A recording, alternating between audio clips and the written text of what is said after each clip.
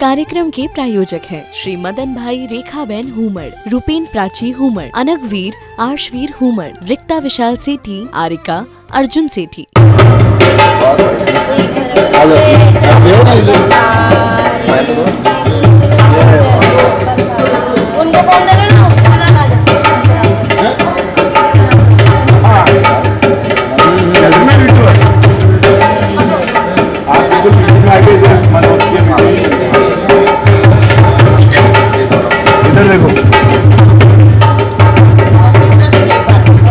आचार्य भगवान के आप प्रसारण का सौभाग्य और साथ में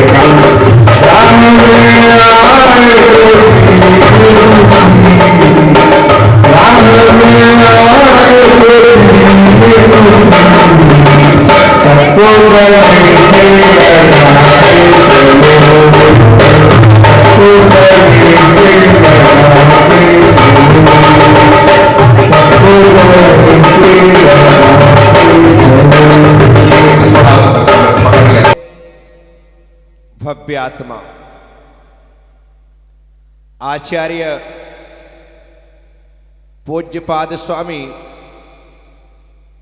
इष्टोपदेश जी की 20वीं गाथा में भव्य जीवों को संबोधन देते हुए लिखते हैं,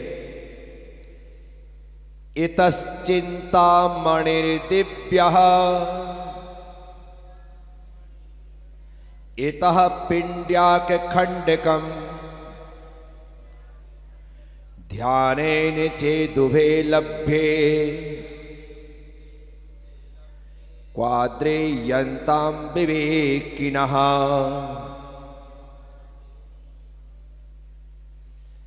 इतः दिव्य, एक तरफ दिव्य चिंतामणि, चिंतामणि रत्न, और इतः दूसरी तरफ पिन्याक खंडकम, खली का एक टुकड़ा, चेत उभे, ये दोनों यदि ध्यानेन लभ्ये, ध्यान के द्वारा प्राप्त होते हैं, तो विवेकिनः, बुद्धिमान मनुष्य, क्वा, किसमें, आद्रियंताम, आदर करेगा।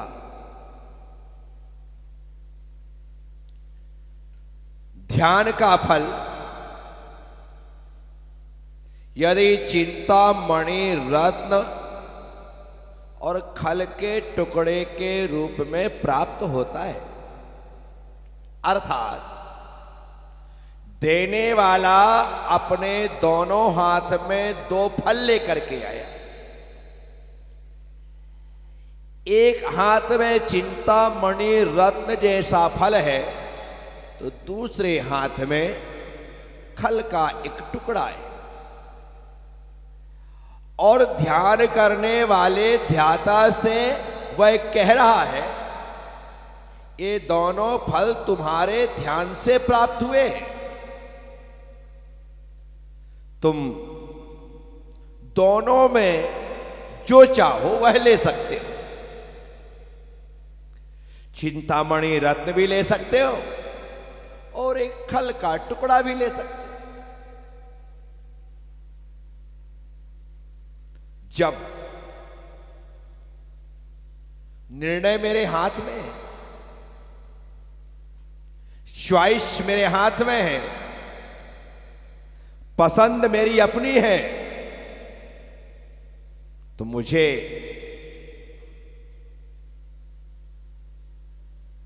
क्या पसंद आएगा, मैं क्या ग्रहण करूंगा।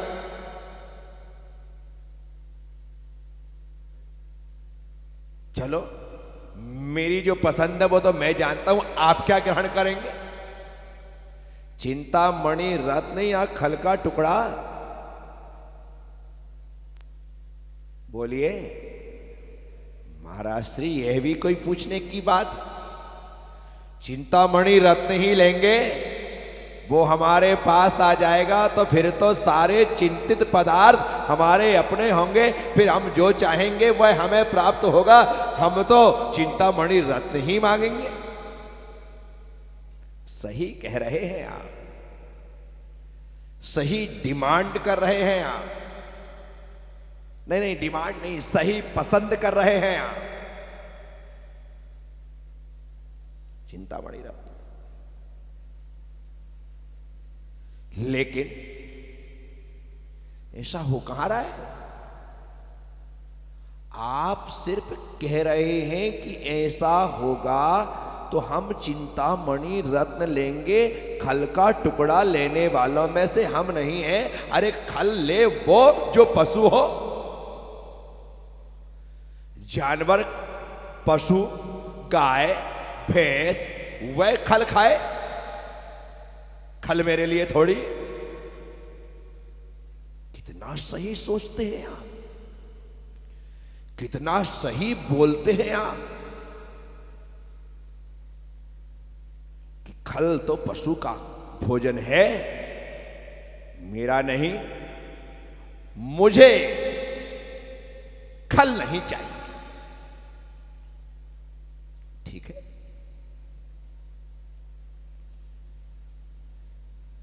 फिर आप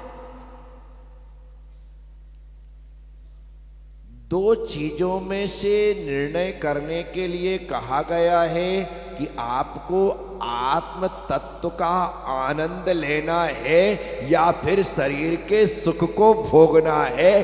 दो चीजों में क्या चाहिए? यहां पर आप गलती कर बैठते। आप कहते आत्मा देखी किसने? आत्मा को जानता कौन है? आत्मा होती कैसी है? और जिस आत्मा के बारे में हम जानते नहीं हैं, उसे लेकर करेंगे क्या? इसलिए आत्म तत्व का सुख नहीं चाहिए, हमें तो शरीर का सुख चाहिए। और जैसे ही आपने शरीर का सुख मांगा, आपके हाथ में खल आ गई। क्या गई? खल। अब प्रश्न मेरा ये है, खल का हल आपको निकालना है। ये आखिर खल बनती कैसे? जो तिलहन होते हैं, क्या दो चीजें हैं, एक तिलहन एक दलहन, एक तिलहन और एक दलहन। जो दलहन है वो अनाज है, जो तिलहन है वो अनाज नहीं, जिससे तेल निकल रहा है, जिससे तेल निकल रहा है। अब तेल तो बहुत से ऐसी चीजें भी हैं जिससे भी निकलता है, जैसे कि सोयाबीन, तेल भी निकलता है और आटा भी बनता है। तेल भी निकलता है और आटा। तो तेल निकलने के बाद भी वह दलहन में ही आता है। किस में आता है? दलहन में ही आता है। वैसे तो दलहन उसे कहते हैं जिसकी दाल बनती है, दो टुकड़े होते हैं, उसे दलहन कहते हैं। अब यदि दो टुकड़े होते हैं उसे दलहन कहते हैं, तो मूंगफली के भी दो टुकड़े होते हैं, तो उसे दलहन कहेंगे क्या? बोले नहीं, यहां पर मूंगफली जो है वो दो टुकड़े होने के बाद भी वो तेल की उत्पत्ति का विशिष्ट कारण है, इसलिए वो तिलहन में आ गया। किस में आ गया? ये छोटी बातें हैं लेकिन समझने की है, वो तिलहन में आ गया। इसीलिए ये ऐसी बातें हैं जिन्हें बराबर तरीके से समझना चाहिए। समझना इसलिए चाहिए क्योंकि लोग आजकल रात्रि भोजन का त्याग करते हैं, तो उसमें सिर्फ अनाज का त्याग करते हैं। किसका करते हैं? अनाज का त्याग करते हैं। और अनाज का त्याग करते हैं तो वो कंफ्यूज रहते हैं कि क्या खाएं क्या ना खाएं। धर्म कहता है, शास्त्र कहते हैं, जहां पर कंफ्यूजन हो वहां पर नहीं खाना चाहिए। हम आपके चौके में आहार के लिए आते हैं और आहार करते समय यदि हमारे मन में किसी पदार्थ के प्रति संदेह हो जाए, क्या कंफ्यूजन हो जाए, कि भाई ये शुद्ध है या अशुद्ध है, लेने योग्य है या नहीं है, मेरे स्वास्थ्य वर्ग में कारण है या नहीं है, ऐसा कन्फ्यूजन मेरे दिल और दिमाग में आए तो आचार्य कहते हैं इसका त्याग कर। क्या कहते हैं? इसका त्याग कर। क्यों? क्योंकि जो चीज कन्फर्म नहीं है, कंफ्यूजन पैदा कर रही है, उस चीज को छोड़ देना चाहिए। ऐसी चीज नुकसानदेह हो सकती है, संभावना हो ही कोई जरूरी, लेकिन संभावना पूरी है, इसलिए ऐसी चीज को छोड़ दो। कभी आपका मन भोजन करने का ना हो, खाना खाने का ना हो, ऐसे समय में आपका मन कहे कि खाऊं या ना खाऊं, तो आयुर्वेद कहता है खाने के बारे में यदि तुम्हारा मन ऐसा डवाडोल है कि खाऊं ना खाऊं तो मत खा, तू स्वस्थ रहे। क्योंकि खाने की इच्छा ना हो और खा लिया जाए तो वह भोजन अनिच्छा की वजह से स्वास्थ्य को खराब कर देता है, बीमारी में कारण बन जाता है। गजब हो गया। इसी प्रकार से आपका पेट गड़बड़ हो, भारीपन सा लगे, पेट में कुछ भी ना हो लेकिन फिर भी ऐसा लगे कि मुझे शौच क्रिया के लिए जाना चाहिए, ऐसी स्थिति बने पेट की सफाई के लिए, तो आयुर्वेद से आप पूछो कि जाऊं या ना जाऊं, तो आयुर्वेद कहता है जा। खाने में कहता है कि मत खा और जाने में कहता है कि जा, क्योंकि तेरा जाना फायदेमंद है, अन्यथा तेरा दिमाग वहीं लगा रहेगा कि पेट में गुड़ुर गुड़ुर हो रहा है, ऐसा लग रहा है, उमेट खा रहा है, मरोड़ खा रहा है, कुछ लग रहा है, मैं जा तो रहा हूं लेकिन कुछ होता। कोई बात नहीं, तू जा, मल का क्षेपण नहीं होगा, वायु का निस्तारण तो होगा, उससे ही पेट हल्का हो जाएगा। गजब हो गया।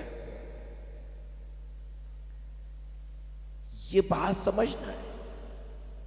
तो हमें हल निकालना है खल का। बात आई थी वहीं से, तिलहन और दलहन। आपका त्याग है तो त्याग में जहां पर कन्फ्यूजन हो, जब तक कन्फर्म ना हो जाए तब तक उस चीज को मत खाना। कि नहीं, यदि ये खाने योग्य मेरे हिसाब से नहीं है तो मैं इसे ग्रहण नहीं करूंगा। जब मुझे बतला दिया जाएगा कि नहीं इसे ग्रहण कर सकते हैं, तो आने वाले समय में सोचेंगे खाना है या नहीं। ठीक है, परंतु कन्फ्यूजन में अपने व्रत को भंग मत कर देना, अन्यथा बाद में तुम्हारे हाथ में पछतावे के अलावा और कुछ नहीं। तो खल का हल क्या है? खल बनी कैसे? कहते हैं तिलहन से। जब तिलहन को तेल निकालने के लिए मशीन में डाला जाता है, तो जब मशीन में डाला जाता है तो तेल अलग निकलता है और उसका जो कचरा निकलता है उसे खल कहते हैं। उसे क्या कहते हैं? जो माल निकला, जो तेल निकला वो आपके लिए, जो खल निकला वो पशुओं के लिए, जानवरों के लिए, गायों के लिए, भैंसों के लिए, उनके लिए, उनके। कितनी अच्छी संरचना है प्रकृति की। यदि प्रकृति के समस्त जीव हमारी तुम्हारी तरह भोजन करते तो, प्रकृति के सभी जीव हमारी तुम्हारी तरह भोजन करते तो क्या होता? प्रकृति का संतुलन बिगड़ जाता है। ये सृष्टि सुव्यवस्थित तरीके से नहीं चल पाती। जितना हम खाते हैं उतना 5 चूहे मिलकर के एक दिन में खा लेते। क्या 5 चूहे मिलकर के दिन भर में उतना खा लेते। देश में यदि अनाज की कमी आती है ना तो चूहों की वजह से, क्योंकि इस दुनिया में यदि 8 अरब लोग हैं तो 40 अरब चूहे, क्या 5 गुना इतने चूहे, और वो हमारे अन्न भंडार में रहते हुए उस अन्न को खा रहे हैं। ये तो खाली चूहे की बात हुई। इतना तो हम चला लेते हैं कि चूहे का पेट भर जाए, लेकिन चूहे के साथ यदि बिल्ली भी दाल रोटी सब्जी खाने लगे हैं, दूध और चाय पीने लगे, कुत्ता भी यदि वही डिमांड करे, हमारे घर में बंधी हुई गाय भी कहे नहीं आज तो मैं दाल बाटी खाऊं, हैं मुझे तो चूरमा के लड्डू बना के ला तभी दूध दूंगा, नहीं तो दूंगी नहीं, बड़ी मुसीबत हो जाए। घोड़ा यदि वही मांगने लग जाए, गधा यदि वही मांगने लग जाए, ऊंट और हाथी यदि वही मांगने लग जाए, तो विचार करो क्या होगा। कितनी व्यवस्थित प्रकृति बनी है। मनुष्य जिस चीज को ग्रहण कर लेता है और जो कचरा बचता है उससे सारी प्रकृति संचालित होती है, वैसे जीवन को प्राप्त कर लेते हैं। हमने तत्व निकाल लिया और जो बचा है अभी उसमें जो तत्व शेष है उससे उन्हें जीवन मिल जाता है। हमने फेंका, उनने खाया, उनका जीवन बन गया। इतना ही नहीं, एक क्रम से चल रहा है। हमसे जो बचा वो गाय ने खाया, गोबर बना तो उसमें गुरुविले पैदा हो गए, तो गुरुविले जीने लग गए। एक दूसरे के साथ एक काम चालू हो गया। साथियों, ये सृष्टि है। यहां पर चींटी के कण की और हाथी के मन भर की व्यवस्था रोज होती है और रोज सबको प्राप्त होता है। तो खल निस्सार चीज है। तो ये जो शरीर है ना, ये खल है, खल।